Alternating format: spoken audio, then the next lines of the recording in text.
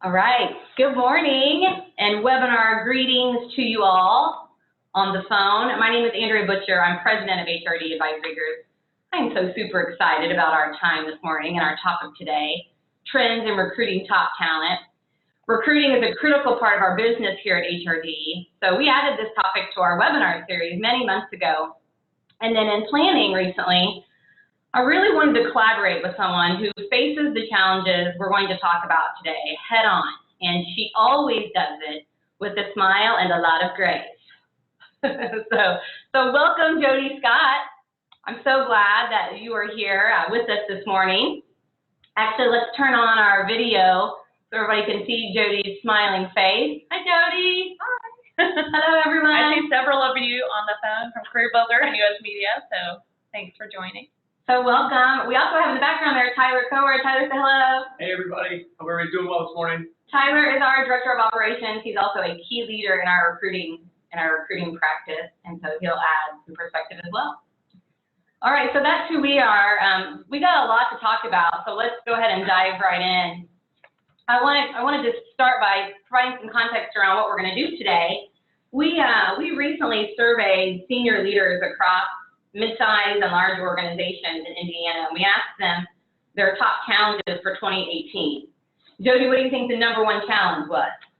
I mean, my guess would be recruiting. It was talent acquisition, so no surprise there, right?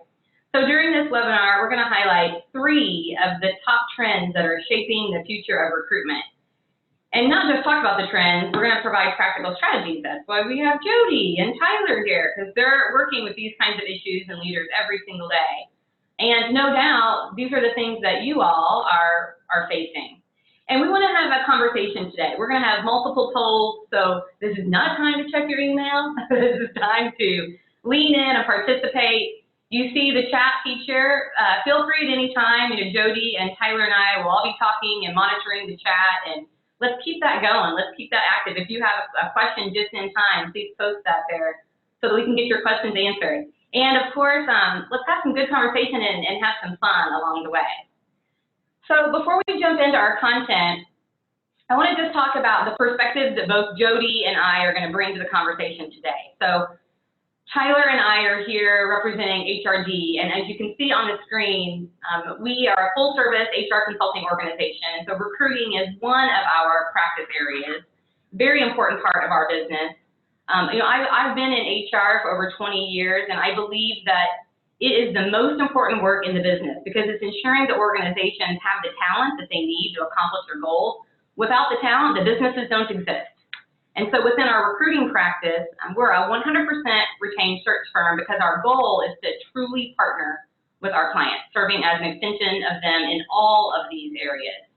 And of course, our recruiting team rocks. Big shout out to our recruiting team, Tyler, and the great folks within that function. And as I mentioned, I invited Jody because she's a practitioner, right? She leads talent management, director of talent management at Defenders. You can see the scope of her team. Jody, talk a little bit about Defenders and your team.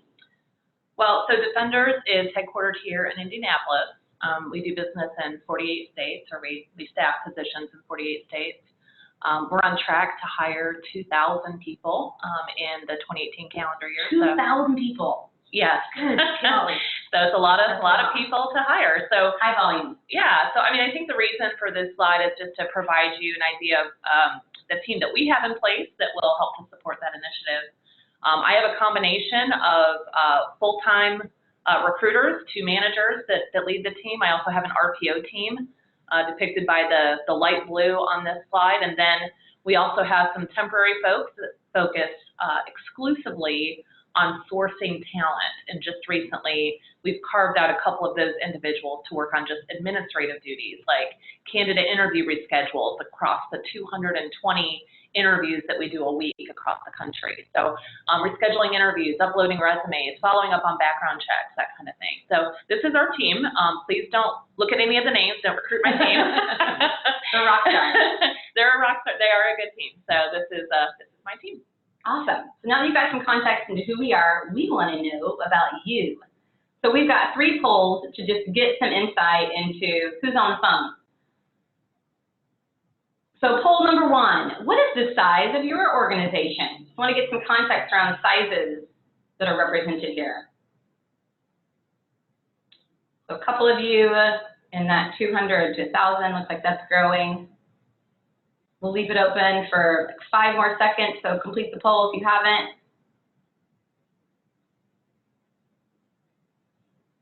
Okay, I'm going to end the poll now. Okay, so most of you in that 200 to 5,000 group. So Jody, you can very much relate to that. Yep. Right? You recruited in, well, currently defenders and then those size of organizations, so that's good. Looks like a couple of you less than 50, a couple of you 50 to 200. Yeah, good. So, you know, Jody, 3,000 people at defenders currently-ish? Yeah, well, we're getting there. Yeah, you're getting there. But one thing we wanted to point out is, you know, regardless of the size of your organization, all the concepts that we talk about today are going to apply. Don't you think, Jody? I agree. Yep. Okay, so let's look at another poll question. Remember, we've got 3 around who you are. So second question for who you are. Now that we know the size of your organization, tell us generally how many people you're recruiting each year. And it's okay to say you have no idea. So Andrea has provided those of you who are not certain that answer as well. But this is something we were curious about. Because I think when we were coming up with this polling question, I said, like, gosh, some people might not even know. So that's okay. We'll keep it open for a few more seconds. Oh, there's a lot of recruiting happening, it looks like. Yeah.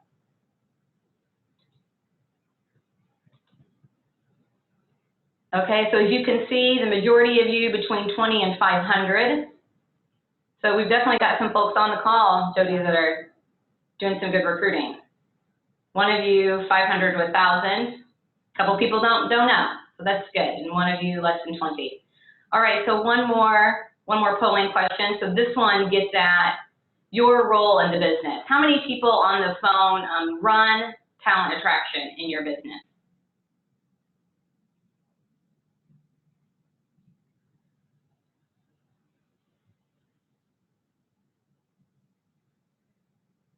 So we'll leave the poll open for this couple more seconds here.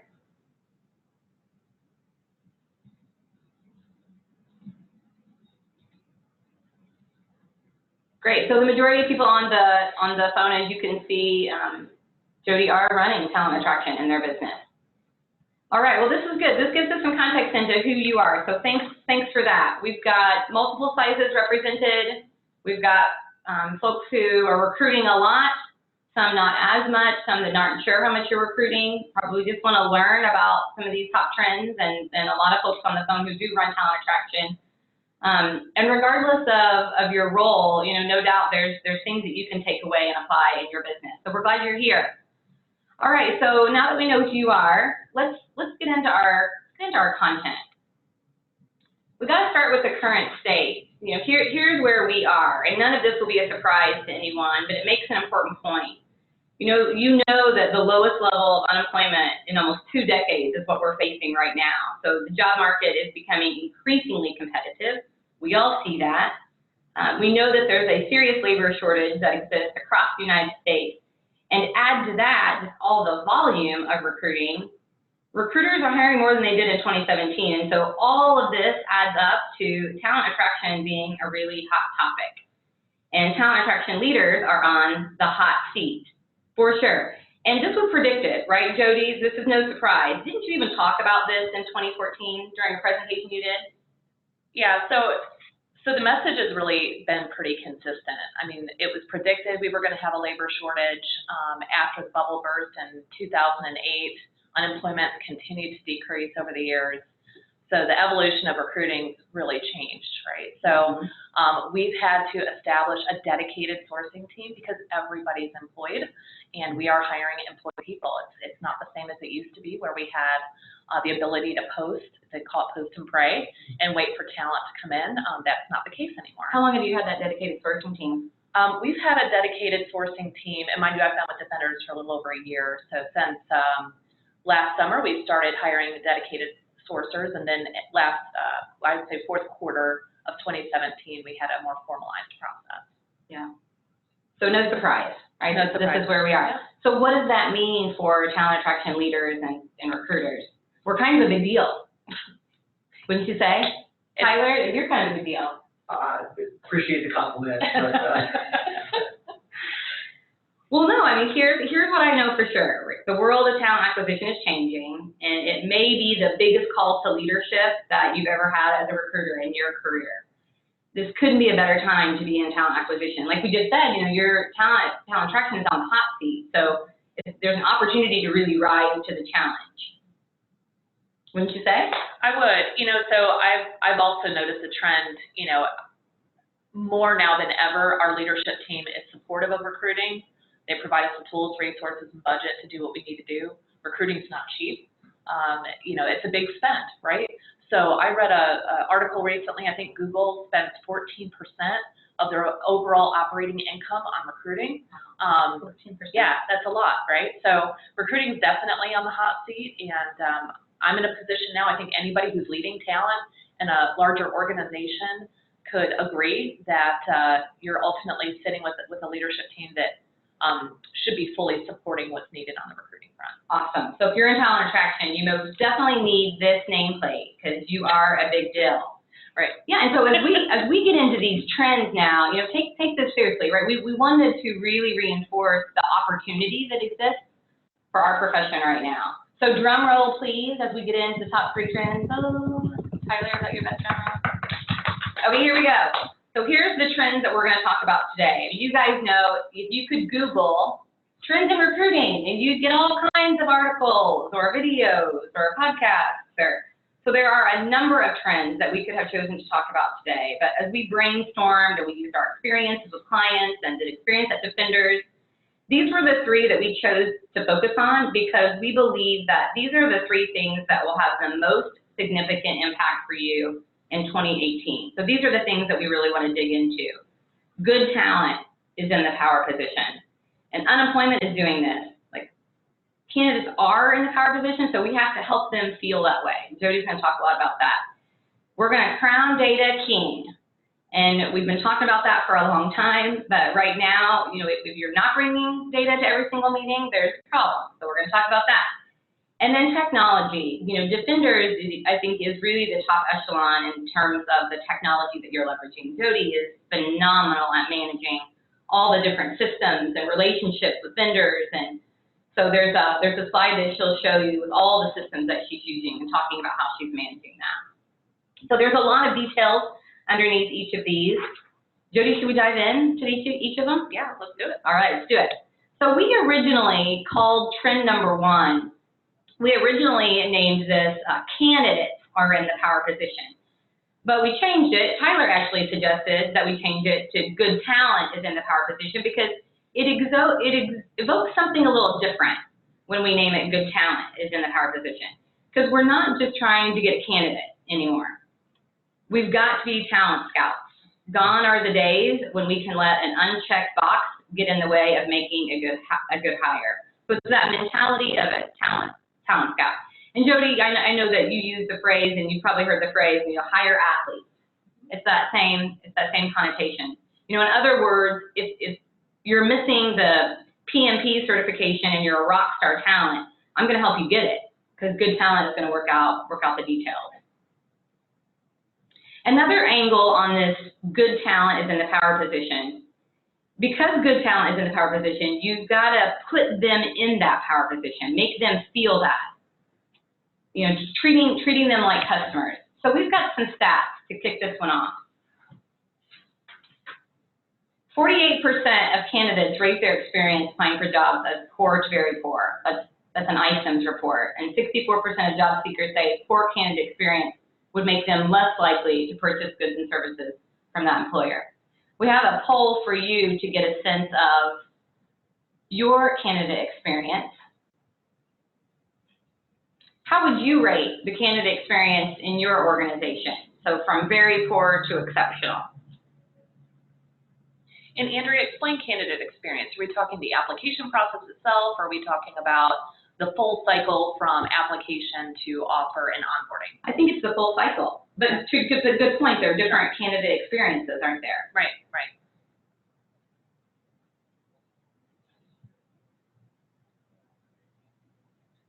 I'll leave the poll open for 5 more seconds.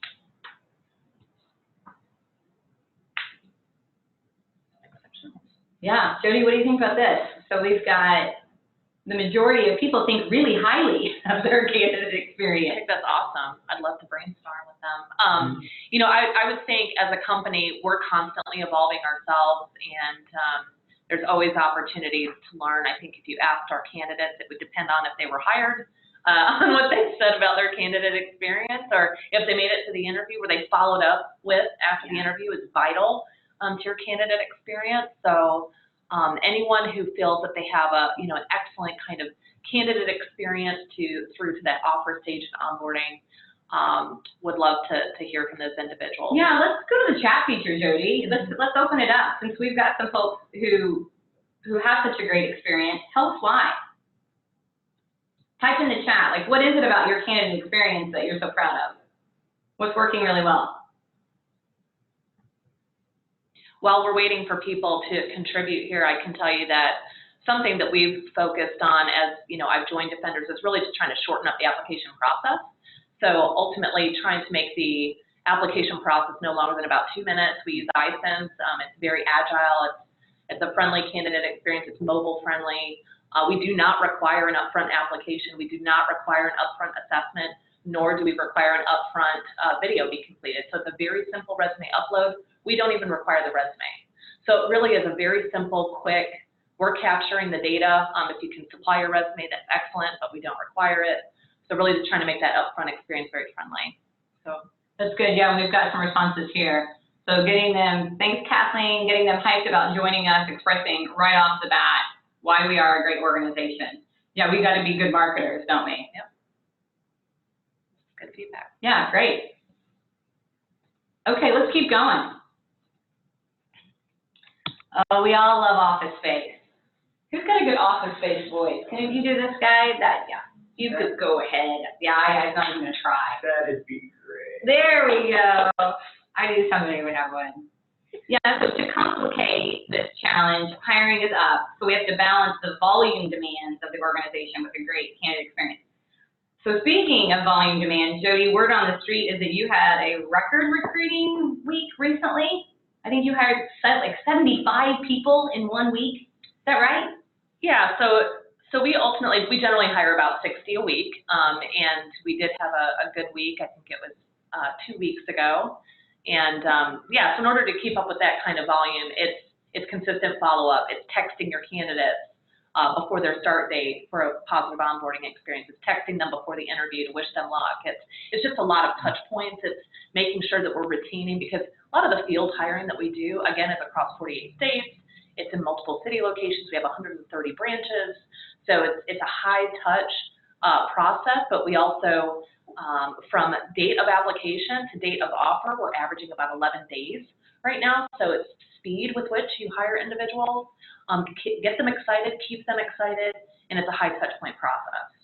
So that's how you balance the candidate experience. Yep. Yeah. A quick question, maybe from an operational perspective. Do you know offhand, on average, how many touches it would take to see a candidate through that process to a hire? Yes, we do. We have a workflow for that. There's always exceptions to that rule. So where we may have a 5 touch point process, you're going to have those odds and ends experiences where the manager has to cancel all of his interviews for the day. Now we're rescheduling. Now the candidate's also calling back because they're the Dairy Queen on the corner of this street and this street, and they can't find where the interview location is. We're texting back and forth. So that ideal candidate experience can explode or change just kind of depending on the candidate. And that's probably no new news to the talent leaders on the phone. But yeah, we do for sure. Great. Okay, we're going to talk now about who owns the candidate experience. So I have another poll for you. How about these polls? Where is that? Where is the poll? Let's see. Oh, stop sharing results. Okay. So who owns the candidate experience in your organization? Would you say individual recruiters do? It's shared responsibility, operations, marketing, or other?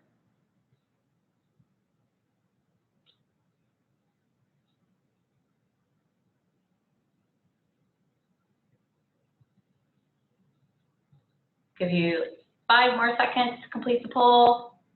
Looks like we've still got several folks who have not completed it. Okay, polling stops now. Okay, so there's the majority of you, 10 of you said shared responsibility across the business. There was a recent Bullhorn report that came out, and that report said across organizations that they had surveyed, 48% of organizations said it was individual recruiters, so quite a bit different from what we're seeing here. 45% said it was a shared responsibility, 6% said operations, and 1% marketing. Jody, are you surprised by that? I'm not. You know, it's a shared responsibility in our organization. If you don't have hiring manager buy-in, you don't have executive leadership buy-in. Simple things like expectations with regard to how quickly our managers need to provide feedback on an interview, for example. We actually have an SOP that says managers must respond within 24 hours. And that's because we have 130 managers in the field. So it is really something that's important to us, that helps us to keep that candidate locked down, the experience positive. We can't afford to lose candidates in this candidate market. A day or two that goes by, a week especially, you know, we may lose the candidate to another company. Right. Because they're in high demand. That's right. We know that. Another aspect of treating candidates like customers is your employment brand. Jody, I know that this is something Defenders works really hard at. You have a great relationship with marketing team at Defenders. How are you creating a strong employment brand? Well, this is one, especially for our company, that does continue to be a bit of a struggle. Defenders installs ADT systems.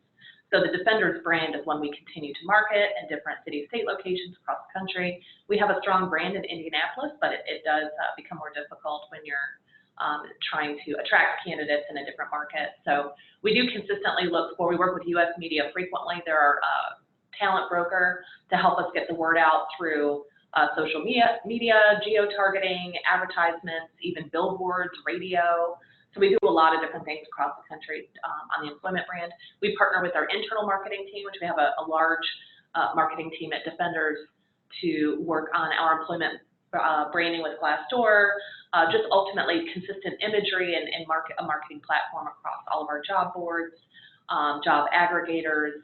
So recruiting has really turned into a bit of its own kind of marketing leg of an organization over time. Got to be marketers. Yeah, we said that earlier. Yeah, good. The last aspect of treating candidates like customers, remember, good talent is in the power position. And you talked earlier about having a dedicated sourcing team. How much of that is focused on passive candidates? You know, we've hired, I would say, I think we pulled a number the other day, about 75 individuals just through sourced resumes in the last 7 months, which is great. We wouldn't have the 75 candidates if we didn't have a sourcing team sitting there dedicated to sourcing.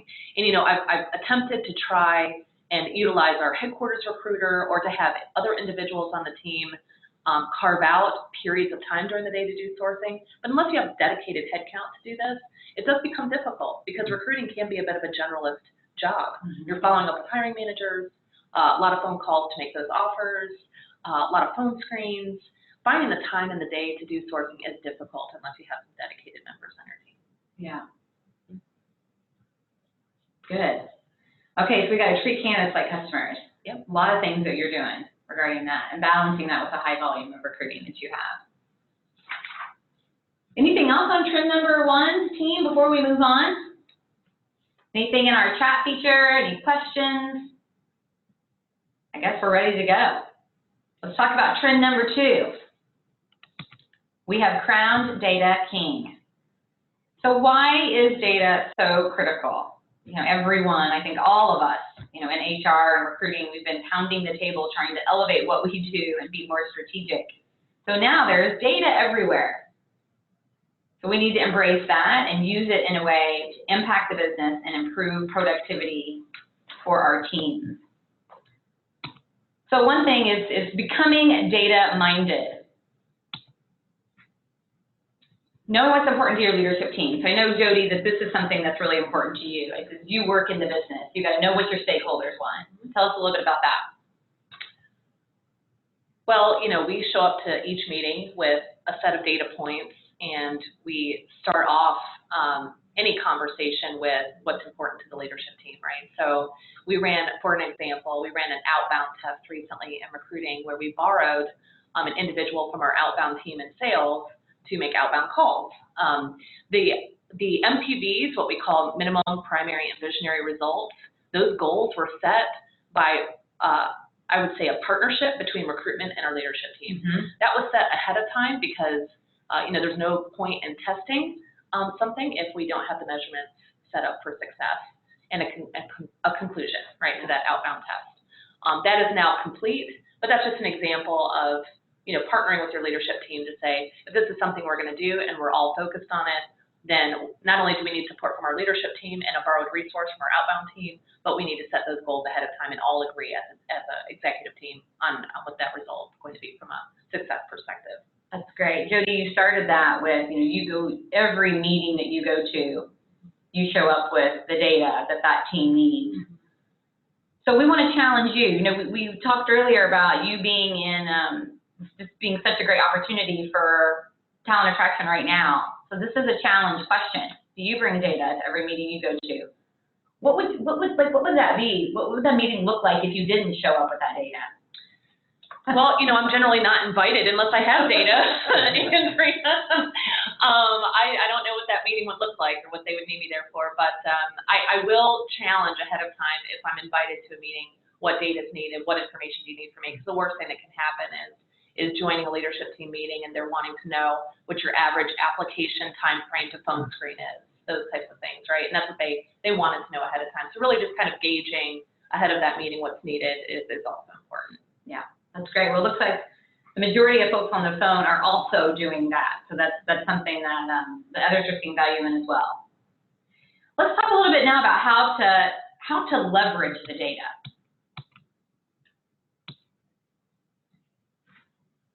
Tyler, you asked Jody a question around what level of accuracy she could predict. Mm. Yeah, what if you could predict with a fair amount of accuracy which candidate out of 10 applicants would be the best fit for your organization? So that's really what this slide gets at, right? This predictive analytics. Yeah, we talk a lot in our organization about refining and having an understanding of the science of our business. And what I mean to that is down to the level of what does it take to produce a hire, so that if someone were to come to us and say, we'd like assistance in locating a Java developer as an example, that we can go back and look at what we've done over time, look at all the different recs we've done, and say, we can predict that it's X amount of phone calls, X amount of emails, X amount of conversations, and of those conversations, we know our conversion rate into submittable candidates is X. And of submittable candidates, we'll draw X% of interviews down the line, so that when we evaluate how we're going to approach different searches, we can predict where we're going to succeed and what our timelines are going to be in advance, and it guides our business. And if we do it well, we find that our success rates are dramatically higher than if we just operate on a whim. So that's been a key component of the success and of a change in strategy and culture in our practice over the last several years. And I think we're certainly better for it from an efficiency standpoint on our own team. And I would argue day in and day out that our clients are better for it as well when they see increased quality, increased speed, and aligning culture fits that are making their way into their organizations to join their teams and help them run their businesses faster. Yeah, that's good. So let's get a poll question out. We're curious about how many of you are using data and analytics to hire employees.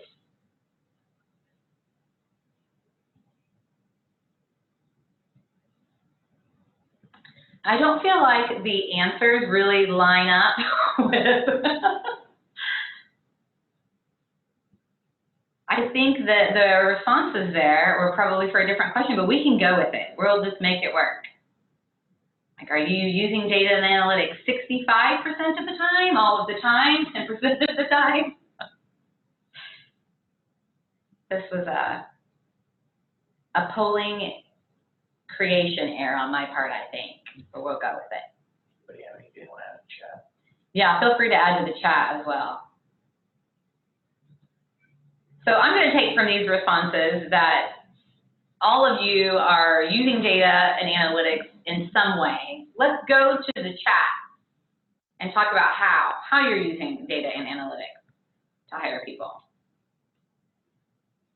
Looks like we had several folks in the poll say that you were using data and analytics. Tell us how.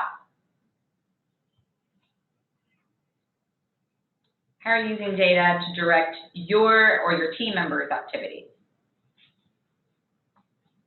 Anyone? Jody, what would you add to this? You know, so at Defenders, we use the 4DX model, so the 4 disciplines of excellence. So if you've read that book, you know what we're talking about. We actually have a dashboard. It's a huge whiteboard outside of our recruiting area where we document each step of the process. We have a lead measure and we have a lag measure.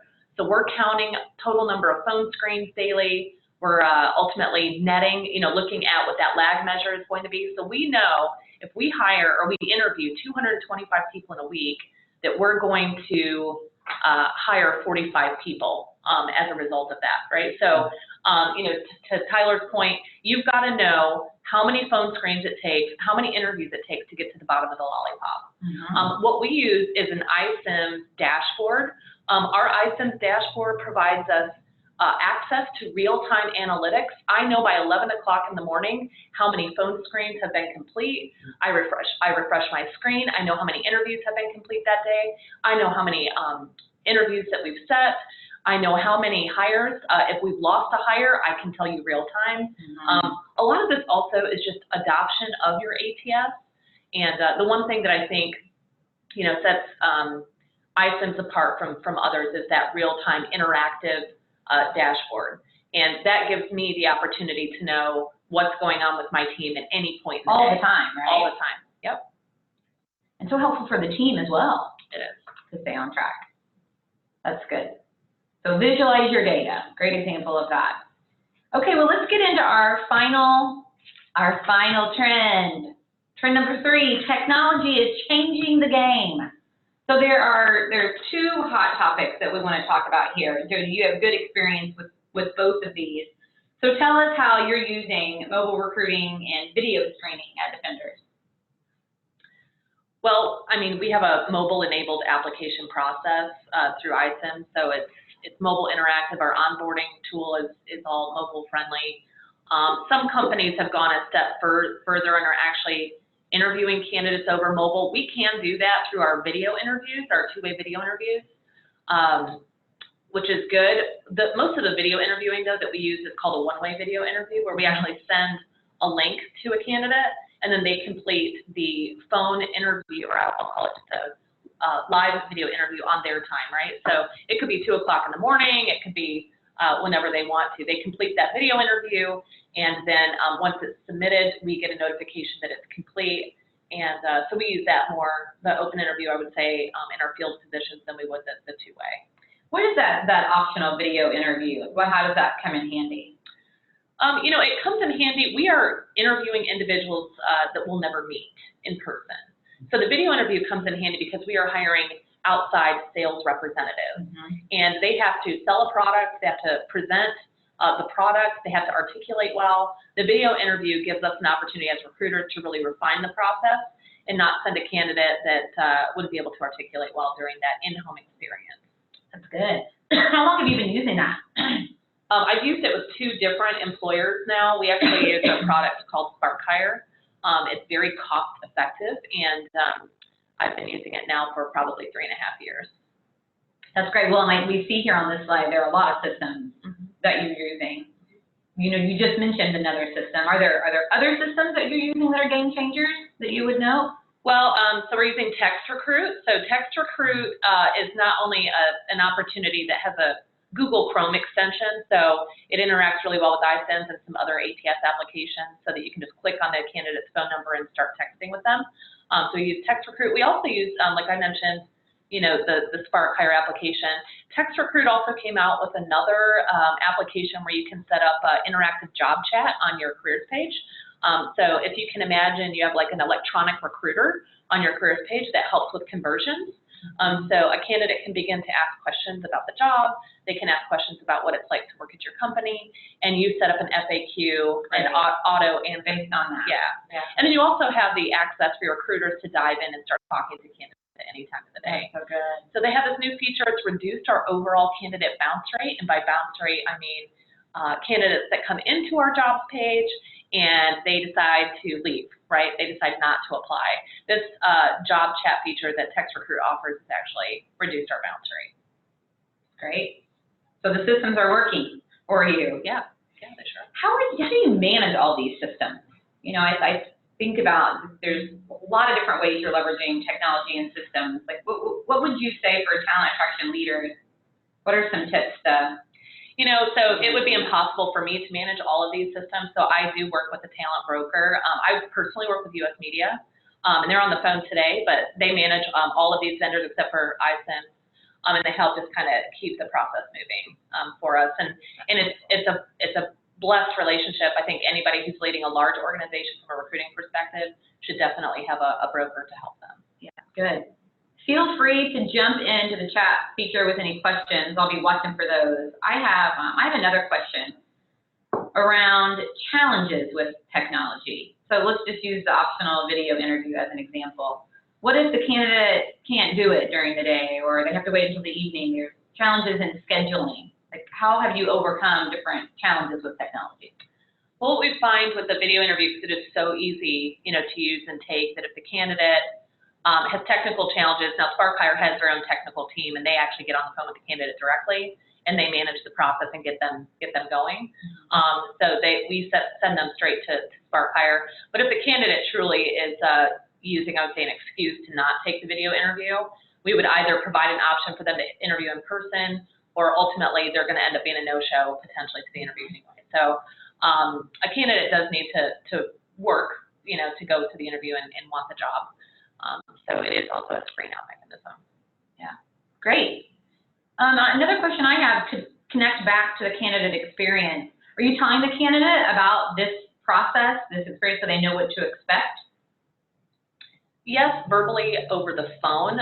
We don't provide a visual, although I did read an article recently that, how important it is to provide that upfront feedback of what our process looks like for the candidate. Yeah, and putting them in the power position. Yeah, for sure. So I think there's some opportunity for us with that to give them a more realistic preview of the experience itself. So no visual today, it's really more or less over the phone. Right.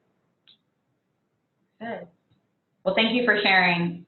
Here's another way that you're leveraging technology is through social scheduling. Tell us a little bit about this. Yeah, so there's a lot of applications out there right now that are offering a social scheduling option, and this is different than just sharing the job that you just posted on social media. I love this feature with iSense. It's called the social distribution tool. This is like a plugin for iSense, but this allows you to schedule postings on a reoccurring basis. So say on Facebook, on my company Facebook, I want to schedule once or twice a week, say Tuesdays at 2 o'clock and Thursdays at 4 o'clock, a post with this image on Tuesdays, a post with this image on Thursdays. You can also do a search within your own job to say, I only want to share our field positions in California with this image because it's a California image, of the city of California at 9 p.m. on Tuesdays and Thursday nights on Twitter and on Facebook.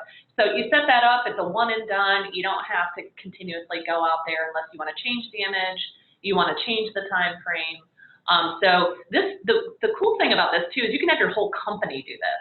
So the power of this tool is to send a link out to all your executives, all of your field staff, all of your employees throughout the whole company, not just human resources, and say, can you do this too? Do this for us.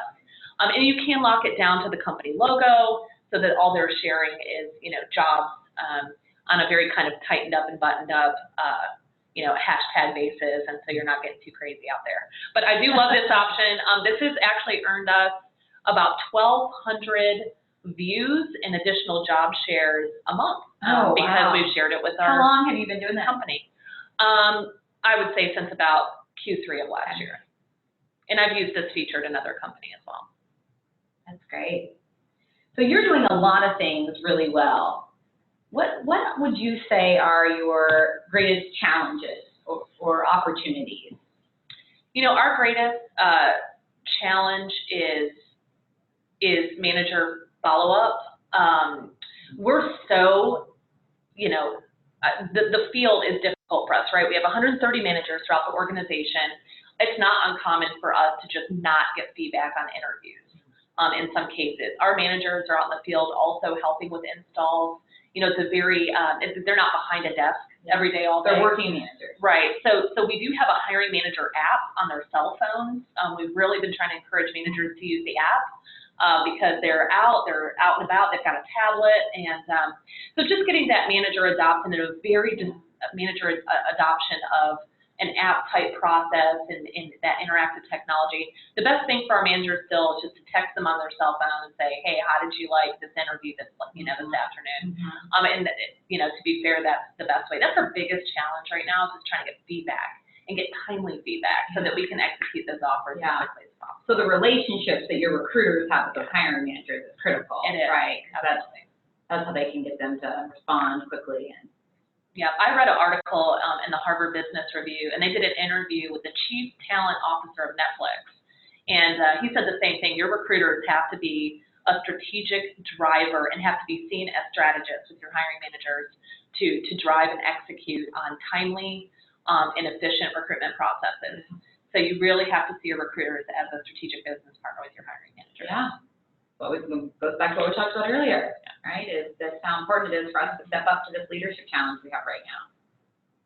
Good. What other questions do we have from participants? Use the chat. Yeah, we could.